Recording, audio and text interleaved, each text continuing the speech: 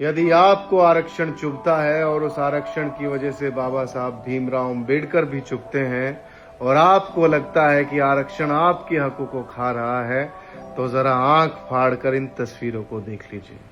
ये तस्वीरें आजादी से पहले के भारत की नहीं है, ये तस्वीरें आजादी के लगभग 80 साल पूरे कर चुके वाले भारत की हैं, जहां पर दलित आज भी इस स्थिति में है।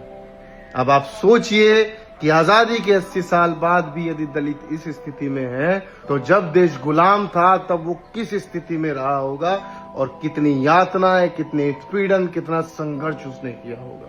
ஊருக்குள்ள போகும்போது கொஞ்சம் ஒரு மரியாதை போகணும்ப்பா. பாரம்பரியமா முன்னால முதியோர்கள், அதாவது நம்ம எங்களுக்கு முன்னால் இருந்தவங்க இதுல யாருமே செருப்பு போட்டு போக மாட்டாங்க. அங்கிட்டலாம் போடலாம், அவங்க பிடிச்ச போடலாம், நான் அங்கே போடக்கூடாது. ஊருக்குள்ள அவங்க இருந்தாலும் ஒரு சாதி கேட்டாப்பா।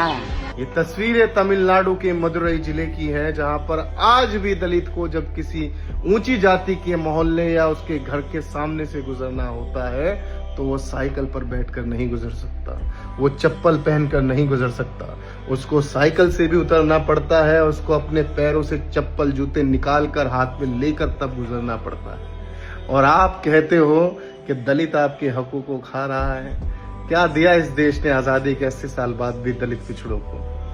एक सम्मान तक तो आप उनको दे नहीं पाए। अब आप सोचिए कि एक दलित पिछड़े वर्ग में जब एक बच्चा जन्म लेता है और उसको बचपन से ये व्यवस्था बताई जाए कि बेटा उधर जाओगे तो चप्पल उतार देना, तो उसका मानसिक विकास कैसे होगा?